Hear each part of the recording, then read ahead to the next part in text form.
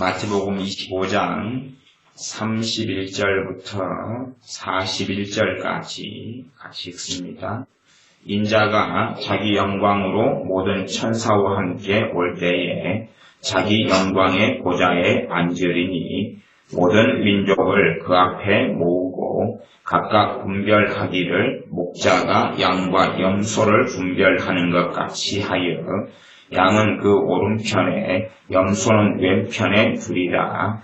그때에 임금이 그 오른편에 있는 자들에게 이르시되 내 아버지께 복받을 자들이여 나와 창세로부터 너희를 위하여 예비된 나라를 상속하라. 내가 줄일 때에 너희가 먹을 것을 주었고 목마를 때에 마시게 하였고 나그네 되었을 때에 영접하였고 벗었을 때에 옷을 입혔고 병들었을 때에 돌아보았고 옥에 갇혔을 때에 와서 보았느니라. 이에 의인들이 대답하여 가로되 주여 우리가 어느 때에 주의 줄이신 것을 보고 공개하였으며 목마르신 것을 보고 마시게 하였나이까. 어느 때에 나그네 되신 것을 보고 영접하였으며 벗으신 것을 보고 옷 입혔나이까. 어느 때에 병드신 것이나 옥에 갇히신 것을 보고 가서 배웠나이까 하리니 임금이 대답하여 가라사대 내가 진실로 너희에게 이르노니 너희가 여기 내 형제 중에 지극히 작은 자 하나에게 한 것이 곧 내게 한 것이니라 하시고 또 왼편에 있는 자들에게 이르시되 저주를 받은 자들아 나를 떠나 마귀와 그 사자들을 위하여 예비된 명령한 불에 들어가라. 아멘. 오전에는 누가복음 10장을 가지고 한 율법사가 주님께 내가 어떻게 하여야 영생을 얻으리까 물을 때에 주님께서 구약 성경에 있는 말씀 온 율법과 선지자의 강령인 말씀인 하나님을 사랑하고 이웃을 사랑하라 그러면 영생을 얻을 것이다 말씀하셨고 그에 따라 또한 선하게 보이려고 이 율법사가 그러면 내가 이웃을 사랑하겠다 하는 의도성을 가지고 어떤 사람이 내 이웃입니까? 물을 때에 선한 사마리아인의 이야기를 말씀하시면서 너가 이웃이 누구인지 묻기 전에 오히려 어떤 사람에게 어떤 사람의 다른 사람의 입장에서 너가 참된 이웃인가 하는 오히려 상반된 말씀의 입장에서 주님께서 그러한 사마리아인이 되라 그런 말씀을 하셨습니다. 그래서 이웃사랑에 대한 이야기에서 꽤 어려운 말씀 사마리아인의 이야기를 말씀하셨습니다. 단지 누구를 콕 집어서 누가 내 이웃이다 그러면 오히려 쉬울 터인데 그것이 아니라 누군가에게 참된 이웃이 필요할 때에 과연 그 사람이 그 누구의 사람의 도움을 받은 후에 과연 저 사람이 내 이웃이고 내 진정한 친구다 하겠는가 하는 것입니다. 욥에게 세 친구가 있었는데 욥이 정말로 극심한 어려움 속에 있을 때에 세 친구가 함께 가서 함께 한 3일을 슬퍼하다가 3일이 지난 후에 너가 못된 짓을 했기 때문에 이런 일이 벌어진 게 아니냐 하면서 참된 이웃의 자리에서 친구의 자리에서 돌아서고 말았습니다. 아마 그런 일들 같이 정말로 누군가에게 친구가 필요할 때에 누군가에게 정말로 참된 이웃이 필요할 때에 그때에 우리가 그러한 이웃이 되는가 하는 것입니다. 문제는 이러한 말씀이 왜 중요한가 하면 지금 영생에 대한 말씀이기 때문에 그렇습니다. 단순하게 그냥 선행을 좀 하는 문제, 또한 이웃을 사랑하는 문제, 착한 일을 좀 많이 하고 살자 그러한 기독교 윤리가 아니라 사실상은 기독교 윤리라는 것은 본질적으로 구원에 대한 문제고 영생에 대한 문제가 됩니다. 단지 이웃사랑을 하고 사느냐 안 하고 사느냐 형제사랑을 하고 사느냐 안 하고 사느냐의 선택사항이 아니라 필수 사항이고 그것이 주님 앞에 섰을 때에 내가 영생을 얻을 것이냐 얻지 않을 것이냐를 결정짓게 되는 문제가 됩니다. 그래서 이제 구약 성경에서는 이 이웃사랑이라 이렇게 말씀을 표현하고 있고요. 신약 성경은 두 가지를 왔다 갔다 합니다. 하나는 이웃사랑하고 또 하나는 형제사랑하고 내가 새 계명을 주노니 너희가 서로 사랑하라 하는 말씀을 하고 있고 지금 이 최후의 심판에 관해서 양과 염소로 주님께서 나중에 나눌 것이다 하신 말씀에서 40절에 보면 마태복음 25장 40절입니다. 임금이 대답하여 가라사대 내가 진실로 너희에게 이르노니 너희가 여기 내 형제 중에 지극히 작은 자 하나에게 한 것이 곧 내게 한 것입니다. 누구에게냐 하면 여기 내 형제 중에 그럽니다. 주님께서 내 형제 중에라고 이야기합니다. 구약 성경에는 이웃을 사랑하라. 이웃은 누구냐 그러면 본질적으로 하나님의 선택받은 선민 이스라엘입니다. 그러니 이 겉으로 보더라도 이스라엘은 누구냐 하면 하나님의 백성의 자리에 있습니다. 그러니까 하나님의 백성이고 하나님의 자녀의 자리에 구약의 이스라엘이 있어요. 그러니 그들에 대하여 이웃이라 그러는 것입니다. 그러니까 우리식의 표현으로 하면 함께 주님을 믿는 교우라 그렇게 말할 수 있어요. 함께 믿음 안에서 형제되고 자매된 하나님의 자녀들이다 그렇게 표현할 수 있는 것이고 구약 성경에는 그래서 이웃하고 그다음에 이제 좀 더 나누어진 단어들이 나오는데 하나는 나그네나 객이라 하는 단어가 나옵니다. 나그네와 객 그래서 너희가 애국 땅에 있을 때 너희는 그 땅에서 너희가 나그네와 객이 되었었다. 그런 이야기를 합니다. 그래서 나그네와 객이라는 단어가 구약 성경에서는 뭘 이야기하냐 하면 우리 이스라엘을 제외한 타민족, 타 국가의 사람들. 다시 이것을 신앙적으로 이야기하자면 예수를 믿지 않는 사람들 그렇게 말할 수 있습니다. 예수를 믿지 않는 이방 사람들 이 사람을 나그네와 객이다. 그래서 이것을 구분하고 있습니다. 구분하고 있고 신약 성경에 와서는 이제 나그네라 하는 말은 두 가지 의미를 좀 더 가지게 되는데 하나는 이러한 고향이나 땅이나 뭐 가진 것이 없이 떠돌아다니는 사람들 그런 의미를 가지지만 또 하나는 과거에 복음을 전하기 위하여 집도 없이 다니면서 순회로 다니면서 복음을 전했던 전도자와 주의 종들이 있었고 그들을 나그네라 이렇게 표현했던 이러한 성경의 내용들이 여러 차례가 나옵니다. 그 다음에 구약 성경이나 신약 성경에는 항상 반복되는 것이 고아와 과부, 가난한 자들을 생각하는 것 그것이 중요한 말씀이었고 사도 바울에게 이방인의 선교의 사역을 맡기면서 가난한 자들을 생각해달라, 고아와 과부를 생각해달라, 살펴달라 하는 이야기를 사도 바울에게 전달하는 것이 사도행전에도 나옵니다. 좀 어려운 이야기를 하자면 하나님 사랑과 본질적으로 이웃 사랑은 뗄래야 뗄 수가 없다. 두 개는 구분됩니다. 하나님을 사랑하는 것과 이웃을 사랑하는 것이 구분은 됩니다. 구분은 되지만 깊이 들어가면 그 두 개는 하나가 되어지지 뗄래야 뗄 수가 없는 이야기가 되어집니다. 그까지는 좀 어려운 이야기가 될 겁니다. 하지만 이 마태복음 25장으로 이야기하면 주님께서 너희가 내게 먹을 것을 주었고 내가 굶주렸을 때에 내가 먹을 걸 주었고 내가 벗었을 때에 내게 입을 걸 주었고 내가 갇혔을 때에 너희가 돌아보았다. 그러면 그것이 이제 하나님 사랑이고 주님 사랑이죠. 주님 사랑인데 언제 그런 일이 있었습니까? 그러니까 여기 있는 내 형제 중 작은 자 하나가 옥에 갇혔을 때에 또 헐벗었을 때에 굶주렸을 때에 한 것이 곧 내게 한 것이다. 다시 말하면 주님 사랑하고 결국은 형제 사랑하고 뗄 수가 없는 이야기가 되어버리고 맙니다.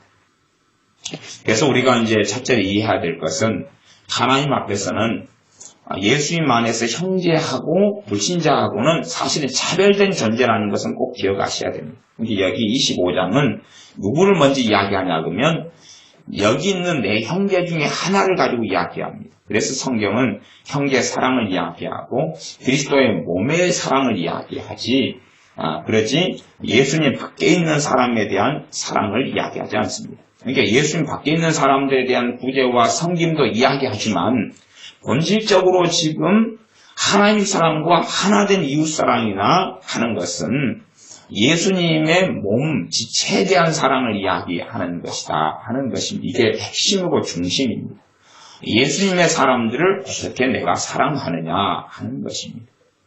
그래서 요한 1서 말씀에는 사랑하지 않는 사람, 형제를 사랑하지 않는 사람은 가족을 이야기하는 게 아닙니다. 혈육의 가족을 이야기하는 게 아니라 이제 문제는 뭐냐 그러면 우리가 주님을 믿으면서 하나님을 통하여 하나님의 자녀로 영으로 거듭나 버립니다. 그래서 이제 본질은 뭐냐 그러면 내가 육으로 태어난 것, 그 다음에 내가 영으로 거듭나 버리기 때문에 하나님 입장에서는 하나님께로부터 태어나 버린 사람들만이 하나님의 진정한 가족입니다. 하나님께로부터 다시 태어난 사람들만 진정한 가족이에요. 그럼에도 불구하고 우리의 혈육의 가족을 돌보라는 부르심이 또한 있습니다. 그건 명백하게 있어요. 그건 하나님 명령상에 있습니다. 그래서 자기 친족 혹은 가족을 돌아보지 않는 자는 악한 자다. 불신자보다 악한 자다는 말씀이 있어요. 그러면 거기에서는 자기 형제나 친족을 돌아보라는 기본적인 말씀 뭐냐 그러면 성경상으로 하면 생존의 문제에 대하여 이야기해요. 생존의 문제. 그러니까 내 부모나 형제가 굶어 죽어가고 있고 먹을 게 없어 죽어가고 있고 정서적인 문제가 아니고요. 굶어 죽어가고 있고 내가 도와줄 돈이 좀 있고 내가 도와줄 쌀이 좀 있을 때에 안 도와주는 것은 그건 잘못이다. 그것 때문에 혈육을 하나님이 주신 것이다. 혈육 간의 가족, 형제, 부모를 주신 것이다 하는 말씀을 합니다. 많은 그 남자들은 가장 큰 문제가 뭐냐 그러면 결혼하기 전에 결혼하면서도 그런데 자기 가족을 떠나지 않는 것 그게 가장 큰 문제가 됩니다. 자기의 가족을 떠나지 않아. 가족을 떠나지 않으니까 가족을 떠나지 않으면서 자기 결혼한 아내까지도 누구에게 데리고 들어오냐 그러면 자기의 가족에게로 데리고 들어가고 이것이 이제 그 가정을 꾸리고 나가는데 하나님의 복과 은혜를 받지를 못하게 돼버리는 것이죠. 그래서 제가 이 결혼식 주례를 지금까지 2번밖에 안 했지만 주례할 때에 1번인가는, 그러니까 2번인가는 그 말씀을 선택을 했어요. 창세기 3장에 하나님께서 가정을 주시면서 제일 먼저 하시는 말씀이 남자에게 하시는 말씀. 너희는 부모를 떠나라. 부모를 떠나서 너 아내와 한 몸이 되라. 이게 남자에게 주시는 말씀. 이게 여자한테 출가 외인이다. 너는 집을 떠나라가 아니라 누구에게 떠나라는 이야기. 출가 외인은 누구한테 하시는 이야기? 남자한테 하시는 이야기. 여자한테 하시는 이야기가. 다시 여자는요. 본질적으로 남자를 주로 따르는 경향이 있기 때문에요. 떠나라 하기 전에 다 떠나버려요. 다 떠나버려요. 그리고 친정에 가면 장독대 가서 된장까지 그러니까 여자들이 친정에 가면 뭘 들고 오지 별로 싸들고 가지는 않아요. 특별한 이유가 없는 나는 그런 여자들한테 떠나라고 할 필요 자체가 없어요. 가봐야 뭐 된장 가지고 가고 김치, 김장, 김치 가지러 가고 그러는 콩 가지러 가고 농사진 거 다 가지러 가고 그러는 것이 문제는 남자가 떠나질 못해요. 그래서 하나님께서 남자에게 부모를 떠나가지고 아내와 한 몸이 되라. 부모를 떠나가지고 부부를 이루어라. 그런 가정을 꾸려라. 그렇게 이야기해요. 그러면 부모라는 것은 부모 안에 누구도 속해 있어요? 부모의 자식들과 형제들도 속해 있어요. 그래서 이 관계를 아주 건강하게 정리를 하지 않으면 사실은 좋은 가정을 꾸릴 수가 없어요. 그런 건 명백한 이야기입니다. 그래서 성경에는 이 유교 사상하고 다르게 부모를 모시고 산 자녀들이 거의 없어요. 성경에는. 이삭 같은 경우도 그렇고 요셉도 어떤 식의 부양을 하냐 그러면 경제적인 부양을 해요. 부모님 경제적인 여유가 많았기 때문에 요셉은 애굽의 총리 대신 아닙니까? 그러니 경제적인 부양을 어디까지 하냐 그러면 자기 형제들이 몇 명이냐 그러면 11명이나 돼요. 11명이고 형제들의 자식들도 많아요. 근데 경제적인 부양을 자기가 다 해요. 그러나 함께 살지는 않아요. 그런 양상이죠. 하지만 그것도 요셉이 가능하니까. 그래서 제1의 결혼을 한 다음에 가정을 꾸린 다음에 제1의 부르심은 자기 가족이 되어져요. 근데 그런 문제를 잘 이해를 해야지. 그래서 부모를 떠난다는 것이 뭔지를 알 때에, 그리고 그 싸움, 그 투쟁을 남자들이 잘 할 때에 건강한 결혼생활, 또 행복한 결혼생활에 기초를 놓게 됩니다. 근데 그것을 잘 경험하지 못하고 알지 못하는 사람들은 사실은 건강한 결혼생활을 잘 못하는데, 남자들이 최고 어려운 게 그거예요. 여자한테는 떠나라 할 필요가 없어요. 여자들은 별로 친정 생각을 안 해요. 어떨 때 생각하냐 그러면, 함께 사는 자기 남편과 가정이 너무 힘드니까 친정에서 쉬려고 생각하는 것일 뿐이에요. 친정을 도와주려고 하는 게 아니라 잠자러 가야 되는 거예요, 거기. 그래서 이제 이 혈육에 대한 사랑, 혈육을 돌보는 것, 친족과 가족을 돌보는 것에 대한 기본적인 이야기를 조금 했습니다. 그래서 하나님께는 중요한 게 뭐냐 그러면, 하나님 안에서 태어난 거듭난 하나님의 자녀, 이게 예수님의 피로 가족이 된 사람들이 중요해요. 예수님의 피로 가족이 된 사람들. 그렇기 때문에 너희는 때를 얻든지 못 얻든지 말씀 전파하라. 그리고 천하 만민에게 복음을 증거하라 그래요. 그래가 증거한 다음에 이제 듣고 어디에 들어오면 돼요? 그들이 가족이 되면 돼요. 그들이 예수님의 피로 한 가족이 되면 돼요. 가족이 되면. 그래서 그 가족이 된 사람들에게, 이게 복음을 전하는 사명과 또한 우리가 부르심을 받았고 전문적으로 부르심을 받은 사람들도 있고, 그래서 복음을 계속 전하게 되어져요. 거부하면 또 돌아서고 또 딴 데로 가서 전하고. 그래서 사도 바울 같은 경우도 복음을 한번 전해버린 데는 다시 안 갔어요. 전해버린대. 또 누가 전해버렸으면, 한번 전했다 해서 누가 다 믿겠어요? 한 마을에서 전했으면 1000명이 복음을 들었다 그러면 몇 명만 주님을 믿겠지요. 그래도 그 다음엔 안 가요. 안 가고 전하지 않은 다른 지역 돌아다니고, 결국은 다 전했으니까 이제 저 스페인으로, 바다 건너 먼 스페인으로 갈 계획을 세우고 준비합니다. 그러지 모든 사람이 복음을 듣도록 그렇게 사역을 하지는 않아요. 모든 사람이 듣긴 하겠지만, 그러나 그 사람들을 일일이 설득을 할 때까지는 시간을 가지지는 않습니다. 그래서 불신자에게 복음을 전하고 불신자가 예수만의 가족이 됩니다. 그러면 이제 그 가족을 사랑하는 것, 이것이 나중에 주님께서 확인하시는 거예요. 그렇기 때문에 이 나홀로 신앙이라는 것은 사실은 주님 앞에 서서 구원받는다 하는 것은 극히 불가능한 일이 되고 맙니다. 그 사람이 정말 예수님의 사람으로 부르심 받았으면 결국은 교회 생활을 할 수밖에 없어요. 이 교회 생활이라는 건 이런 식의 어떤 지역교회보다 훨씬 더 원천적인 이야기여서, 예수를 믿는 사람들과 함께 예수님 안에 성령님 안에 하나 된 사람들과의 교제와 만남과 사귐, 그리고 내가 부르심 받은 사명이 다른 지체에 대한 사명들을 가지고 있어요. 다른 지체는 나에 대한 사명을, 나는 그들에 대한 사명을 가지고 있어요. 그래서 이 교회라는 존재가 단지 예수님의 몸인 그런 것이지 하나의 조직체를 이야기하는 게 아닙니다. 예수님의 몸인 우리가 어떻게 성장하고 자라가느냐 할 때에 한 지체하고 한 지체가 서로 소통을 해가지고 서로 도움을 주고받고 상합하고 연락해서 자라게 되는 거예요. 그렇게 할 때만이 한 사람의 신앙이 제대로 성장하고 자라고, 결국은 주님께서 한 사람에게서 확인하시는 건 뭐냐 그러면 그가 정말로 사랑의 열매를 맺었느냐를 가지고 확인하시겠다는 이야기. 그래서 이 마태복음 25장에도 최후의 심판으로 인자가 31절은 주 예수님께서요, 인자시지요. 인자가 자기 영광으로 모든 천사와 함께 올 때에 자기 영광의 보좌에 앉으리니 모든 민족을 그 앞에 모으고 각각 분별하기를 목자가 양과 염소를 분별하는 것 같이 하여 양은 그 오른편에 염소는 왼편에 두리라.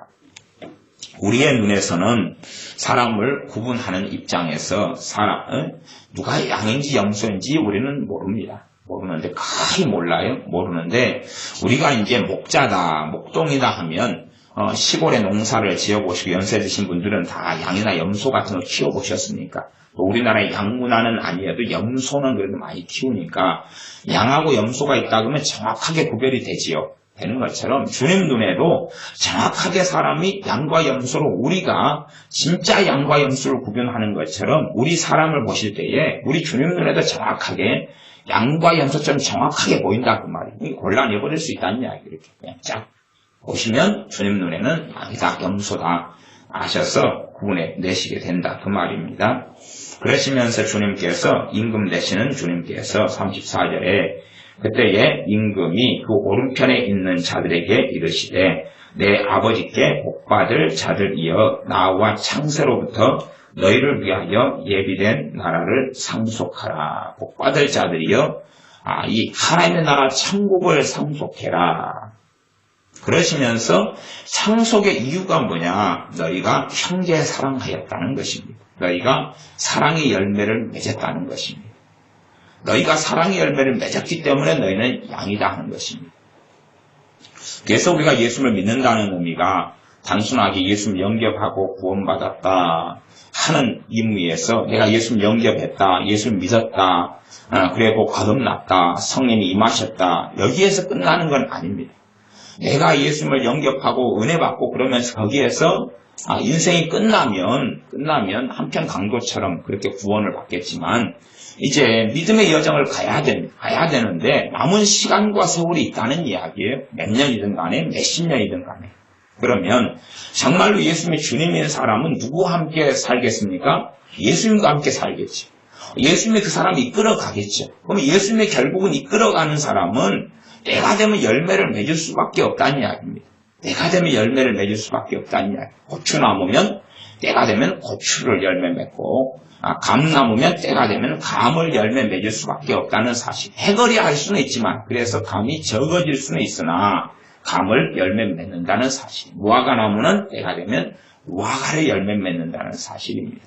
그래서 주님과 함께 살아가면 어느 때 열매는 필연적으로 맺을 수밖에 없어요. 풍성한 열매냐 적은 열매냐 하는 차이는 있지만요.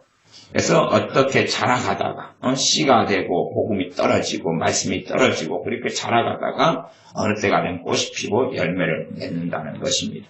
그리고 그 열매가 있어야 된다고 이야기하는 거예요. 이제 오늘 믿어가지고 신기하게 한편 강도처럼 그냥 땡 하고 그날 죽어버리면 내가 오늘 나와 함께 낙원에 있으리라 그러겠는데 그렇지 않은 사람들은 뭘 맺어야 하냐면 열매를 맺어야 돼. 그래서 누가복음 10장으로 가면 이웃사랑의 열매를 맺어야 돼. 그런데 이웃사랑의 열매가 지금 마태복음 25장으로 한다면 하나님 사랑하고 똑같은 것이. 하나님 사랑하고 똑같은 것이. 하나님 사랑이 그대로. 내가 언제 주님을 사랑했습니까? 모르니까 여기 있는 내 형제 중 하나를 사랑한 것이고 나를 사랑한 것이다 하니 깊이 들어가니까 하나님 사랑과 이웃 사랑이 떼지지 않고 같은 것이라는 사실입니다. 단지 이것은 무엇과 차별되냐 그러면 믿지 않는 사람들에 대한 구제하고는 차별됩니다. 지금 사실은 본질은 뭘 이야기하시냐 그러면 지금 고린도서 13장에 내가 가진 모든 것을 구제할지라도 내 몸을 불사르게 내어줄지라도 뭐가 없으면 소용이 없다 그럽니까? 사랑이 없으면 소용이 없다 그랬죠. 그럼 여기서도 지금 본질은 뭐겠어요? 사랑 이야기를 하고 있는 것입니다. 그냥 단지 구제를 이야기했다, 돈을 10,000원을 어디 보냈다, 아니면 유네스코가 아니고, 하여튼 기아단체나, 아니면 무슨 단체나 돈을 10만원씩 내가 매달 보내고 있다, 그런 이야기를 하는 게 아닙니다. 고아원에 돈을 얼마를 보내니, 양론에 얼마를 보내니, 그것은 구제고, 그것은 상급으로 받을 것입니다. 상급으로. 그러니까 그런 구제는 돈이 있는 사람 할 수 있고요, 없는 사람 할 수 있어요, 없어요? 없죠. 그러면, 구제를 할 수 없는 형편에 있는 사람은 그럼 구원 못 받겠네요. 이제 그런 이야기가 아니죠. 구제는 구원하고는 상관이 없는 이야기고 본질적으로 사명하고 상관이 있거나 아니면 상급하고 상관이 있는 이야기. 구제는 고아원에 돈을 주거나 안 주거나.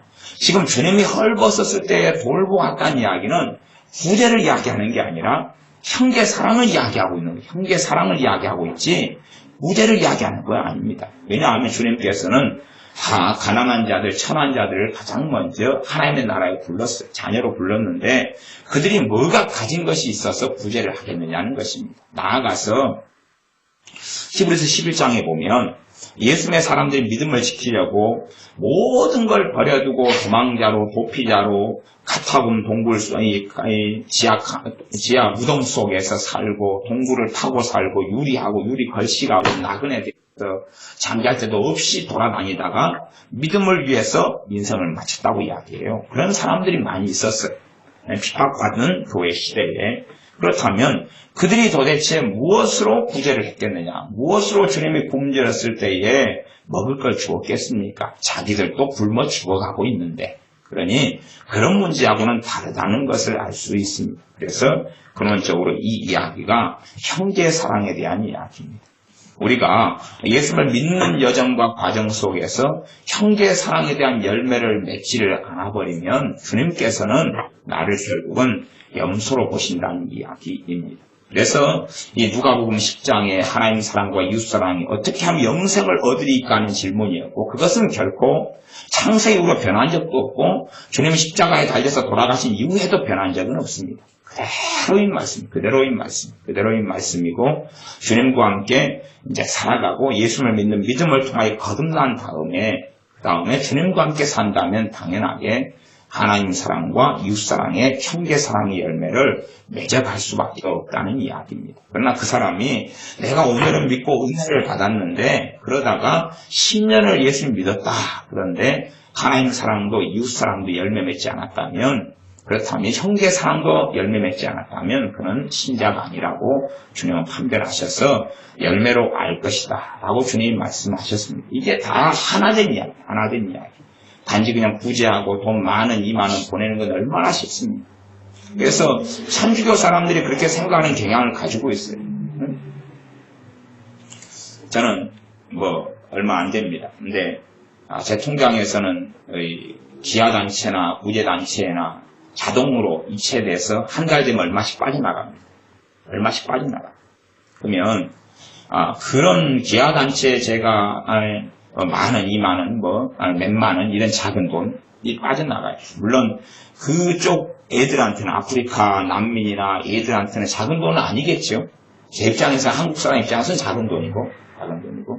그러면 정말로 제가 이 한 달에 자동이체로 해가지고 통장에 빠져나가요. 빠져나갈 때마다 이제 자동이체 돼가지고 오고, 아니면 또 우리 교회적으로 또 이렇게 구제를 한다 그럴 때, 우리가 사실은 여러분이 관심이나 있고, 저라도 관심이나 있냐, 그 말이에요. 자동이체를 해보면 끝나니까. 그냥 가져나가는데, 내가 그들의 얼굴도 압니까? 성을 압니까? 뭘 압니까? 그냥 그럴 뿐이에요. 좀 있으니까 그냥 보내는 것 뿐이에요. 또 교회가 또 구제하고 섬겨야 되니까 우리 교회 식구 안에나 밖에 교회 식구 안에나 구제하고 보내는 거예요. 그것이 과연 형제 사랑하고 얼마나 근접할 것이냐. 전혀 관련이 없다고 볼 수는 없어요. 그러나 정확한 관련이 있어서 그것 때문에 내가 천국 가고 구원받는 건 아니라는 이야기입니다. 그냥 내가 한 달에 기아단체에 몇만 원씩 자동이체를 했기 때문에 너는 내가 굶주렸을 때 먹을 거 주었네. 그러니 너 천국, 그렇게 되는 문제 아닙니다. 우리의 선행으로는 절대 구원 못 받는 것은 당연한 이야기입니다. 구원받으면 당연하게 예수님을 통하여 구원받습니다. 그것 말고는 답이 없습니다. 예수님을 통하여 구원받는 사람, 그리고 그 구원받는 사람에게 누가 임하시냐 그러면 성령 하나님이 임하셔서 그 사람을 이제 어디로 이끄시냐 그러면 하나님 사랑과 이웃 사랑, 형제 사랑으로 이끕니다. 그러니 어떤 사람이 신앙생활을 해나가는 가운데 결국은 이 형제 사랑이라는 것, 형제 사랑이 여기서는 여기 있는 40절에 보면 너희가 여기 내 형제 중에 지극히 작은 자 하나에게 한 것이 곧 내게 한 것입니다. 사실은 대부분의 믿는 사람은 자기라는 울타리를 잘 벗어나지 못하는 것 같습니다. 자기 나라는 울타리를 잘 벗어나지 않습니다. 내게 우호적인 사람을 사랑하고 또한 내게 가까이 하는 사람을 좋아하고 또 내게 정이 있는 사람을 좋아하고 나라는 울타리를 벗어나지 않는 것 같습니다. 그래서 성령 역사하시는 주님 안에서 형제 사랑을 잘 배우지 못합니다. 그냥 자기 사랑으로 사실은 충만하게 살다가 죽는 사람들이 많지요. 자기 사랑으로.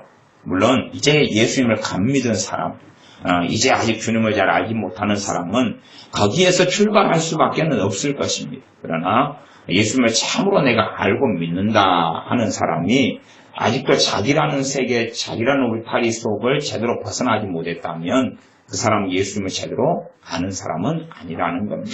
참으로 예수님을 아는 사람은 결국은 주님께서 이런 질문을 하신다고 지금 이야기해 놓으셨습니다. 나중에 심판대 주님이 서 계셔가지고 그래가지고 모든 민족을 주님 앞에 다 자기 영광의 보좌 앞에 다 불러 모아가지고 이것을 물으실 것입니다. 우리에게도 동일하게 이것을 물으실 것입니다.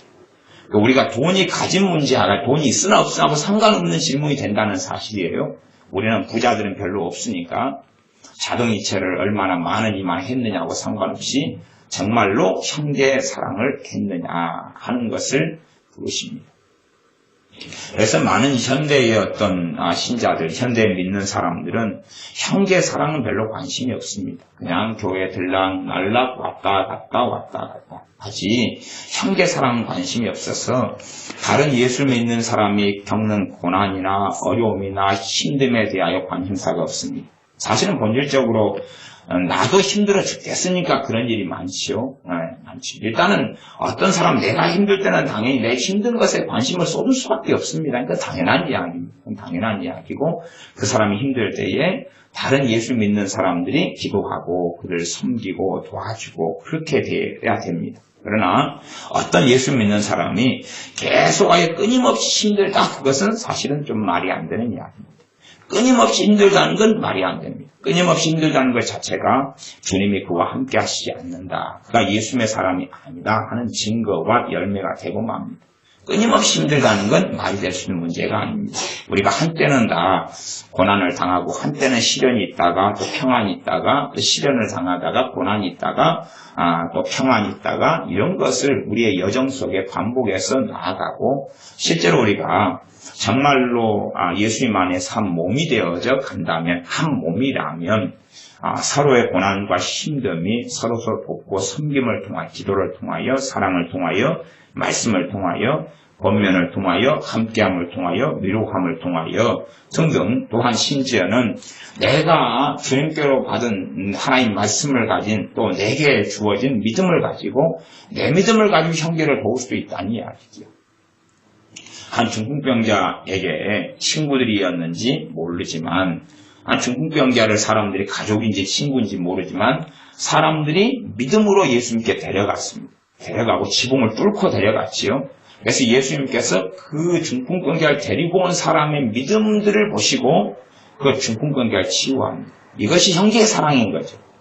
아마 가족이라고는 말하기는 어려울 것 같아요. 가족이라고 그렇게 정확하게 성경에 나와 있지도 않고 친구들이라고도 안 나와 있습니다. 솔직히 가족이라고 믿음이 있는 건 아니잖아요. 누군지는 모르지만 최소한 그의 친구들 혹은 가족 정도는 될 것이다 생각합니다. 근데 그 중풍병자가 아파서 누워있을 때에 그를 가까이 했던 사람들이 그를 그 형편과 처지에 내버려두지 않았다는 이야기 않고 그들을 데리고 나왔다는 이야기입니다.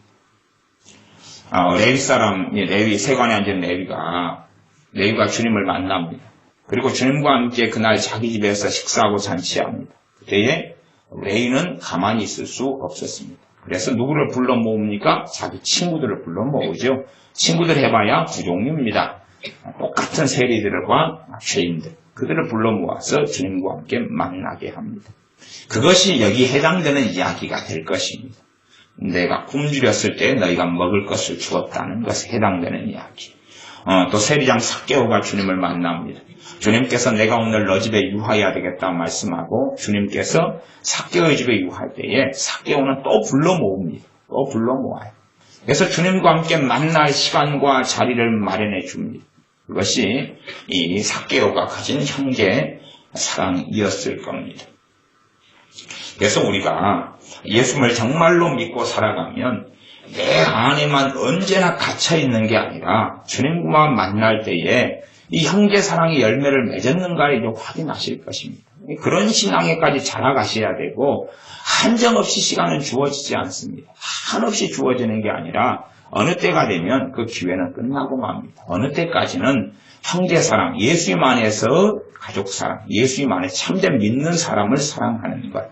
참된 믿는 사람을 사랑하고 그들을 사랑하면서 열매를 맺는 것. 그것을 우리가 가질 때에 주님 앞에 섰을 때 부끄러움이 없고 이것이 우리의 구원을 이루게 되는 것입니다. 예수를 믿는 걸 통해서 당연하게 구원받지만 이제는 정말로 내가 주님과 함께 사느냐이죠. 예수를 영접했다는 이야기는 예수를 믿는다는 이야기, 예수님이 내 안에 임하셨다는 이야기고 예수님이 내 안에 산다는 이야기, 예수님이 정말로 산다는 이야기. 살면 그리고 예수님이 주님이면 누구와 함께 생활해요? 주님과 함께 생활하지요. 그러니 1년 지나고 2년 지나고 3년 지나고 5년 지나고 10년 지나면 사랑이라는 열매를 맺어낼 수밖에 없다는 이야기예요. 맺어낼 수밖에 없다. 그러나 안 맺는다면, 시간이 지났는데도 맺어지는 게 없다면 사실은 주님은 나를 떠나셨다는 이야기고 버리셨다는 이야기입니다. 왜냐하면 시간을 충분히 주어도 열매 맺지 않기 때문에 나무를 캐내고 말았다는 이야기고 잘라버리고 말았다는 이야기입니다. 그래서 로마서 말씀에는 이 원가지들도, 감람나무에 붙어있는 원가지들도 아끼지 않고 잘라버리신 분이 하나님이실진데 접붙임 바된 가지를 아낄 것 같으냐, 그런 말씀을 하고 있습니다. 저는 접붙이는 일을 좀 했습니다. 접붙이는 일을 할 때는 많이 해요. 많이 했어요. 밭에 가면은 이제 접붙이는 것이 한 과목이에요. 과목. 농업교육과니까 과목이어서 시험도 보고 실습도 하고 시험도 보고, 그 다음에 접붙이는 동네에 있으면은 그 밭에 쫙 가가지고 하루에 좀 해주고 막 그럽니다. 그래서 접붙이고 하는 것에 조금은 합니다. 물론 농사 짓는 사람에 비하면 그냥 며칠 그 일 했다, 그거밖에는 없지요. 그러나 이제 접을 치고 나면 참 우리 같은 초짜들이 접을 붙이면 돈만 날리는 경우도 많습니다. 정확하게 생장점이나 이렇게 구름켜 이런데 정확하게 붙이질 않아요. 대강 얼버무려가지고 쌓아버리니까 시간 지나면 접이 잘 붙여진 것하고 잘 안 붙여진 것하고 이렇게 정확하게 나누어집니다. 하나는 그냥 죽어버리고 하나는 살아나고 위에가 말라버리고 시간 지나면 한 몸이 돼가지고 붙어있고 그러지요. 접을 붙이려면 한 나무의 위통가를 다 잘라내고 새로운 것하고 붙입니다. 그러면 정말로 원래 있던 나무도 잘라내가지고 새로운 걸 붙였는데, 새로운 걸 붙였는데도 잘 안 되면 그거 아끼지 않습니다. 그냥 확 잘라내고 새로 붙이거나 버려버리거나 그러지요. 마찬가지로 주님께서 접을 붙이시는 것은 뭘 맺어라 그 말입니까? 열매를 맺어라 그 말입니다. 열매를 맺어라 그 말이지 그냥 붙여놓은 게 아니에요. 그냥 붙여가지고 천국에 들어온다 그런 게 아니라 붙여가지고 이제 너는 내 몸이니까 나는 기대한다. 시간 지나면 열매 맺겠지? 지금 내 포도나무 된 내게 너가 가지로서 내가 붙여놨어. 난 기대할게. 시간 지나면 열매 맺은 걸 나 기대해. 그러나 시간 지나도 열매를 맺지 않으면 잘라버린다 그랬고, 열매를 맺으면 더 풍성하게 맺게 하려고 가지를 깨끗하게 해주신다 그랬어요. 그 열매가 뭐냐 하면 하나님의 사랑과 이웃사랑이고 형제사랑이다 하는 것입니다. 함께 예수님 안에서 교인들을 내가 성령 역사 속에서 주님의 은혜 속에서 한 몸 된 식구들을 어떻게 사랑하는가를 배우지 않는 사람들, 사랑하는 걸 배우지 않는 사람, 사랑하는 걸 배우려면 첫째는 가족이 돼야 돼요. 가족이 돼야 돼요. 내 육체의 형제들 말고요, 믿음의 형제들과 뭐가 돼야 돼요? 가족이 돼야 돼요. 육적인 가족을 또 되는 계모임을 만드는 게 아니라 예수님 안에서 가족이 돼야 돼요. 가족이 돼야 돼요. 가족이 돼야 돼요. 가족이 된 다음에야 이제 사랑하는 걸 배우게 돼요. 가족이 되지 않으면 사실 사랑하는 것을 거의 배울 수가 없어요. 가족이 된 다음에. 가족 되는 것도 쉽습니까? 어렵습니까? 어렵지요. 어려워요. 사랑에서 만난 부부도 사실은 한 몸이 되고 가족이 되는 건 얼마나 어려운 일입니까? 그런데 하물며 또 이 자식하고 며느리가 결혼해가지고 며느리가 내 자식까지 되는데도 쉽지 않잖아요. 또 내 딸하고 사위하고 결혼해서 사위가 내 가족이 되는 것도 쉽지 않아요. 그래서 사실은 몇 분들은 그러시더라고요. 참 연결되면 힘들다고. 왜 힘드냐 그러면 사위가 너무 성격이 좋아서 힘들다 그랬다. 무슨 성격이 좋은데요? 그랬더니 자기 집처럼 오면 안 가려 그런대요. 근데 본인 장인어른 입장이나 장모 입장에서는 사위가 손님이에요. 손님. 불편한 거예요. 불편한데 인간이 안 가려 그러는 거예요. 진실한 말로 빨리 가라. 빨리 너희 집 가라. 명절 때는 너가 엄마 아빠 기다리잖아. 너희 집 가라고 등 떼미는데 그걸 농담으로 받아들이는 것 같다 그러는 거예요. 진짜로 가라는 거예요. 진짜로. 왜 힘드니까 밥 차려줘야 되고 손님이니까 치닥거리 해야 되고. 그런데 얘는 뺀질뺀질 해가지고 엄마 아빠 그러면서 안 간다는 거예요. 불편해 죽겠는데. 가족이 된다는 것은 그렇게 쉬운 여정은 아니잖아요. 마찬가지로 예수님 안에서 함께 믿어서 가족이 되려면 성령님의 하나 되신 역사 속에 들지 않고서는 가족이 되기는 어려워요. 성령님께서 하나 되게 하신 것을 힘써 지켜라. 성령님께서 우리 안에 동일한 성령님께서 역사하셔서 하나가 되고 가족이 되고 그런 상태 속에서 이제 내가 형제를 사랑하는 것이 뭔지를 배워갑니다. 그런 가운데 형제를 사랑하는 게 뭔지 배워가고 예수만에 거듭난 어린 믿음의 어린 사람이라 할지라도 그런 사람을 섬기고 사랑하는 것을 배워가요. 그렇게 하다가 주님 앞에 섰을 때에 그것이 우리의 원천적인 부르심이에요.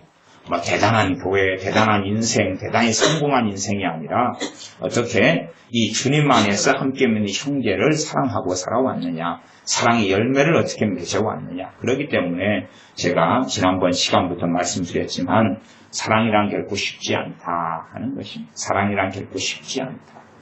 한 번의 사랑은 쉬운 것처럼 보여도 사랑은 인내가 꼭 요하고 필요한 일이고 그 다음에 사랑은 주님의 도우심을 통하여 성령 안에서 사랑만이 하나님이 기뻐하시고 원하시는 사랑입니다. 내 혈육의 사랑은 오히려 그것이 정욕이고 가치가 없는 것이기 때문에 그것은 주님 앞에 전혀 기억됨도 없고 심지어는 주님께서 죄라 그렇게 말씀하실 사랑들이 아주 많이 있습니다.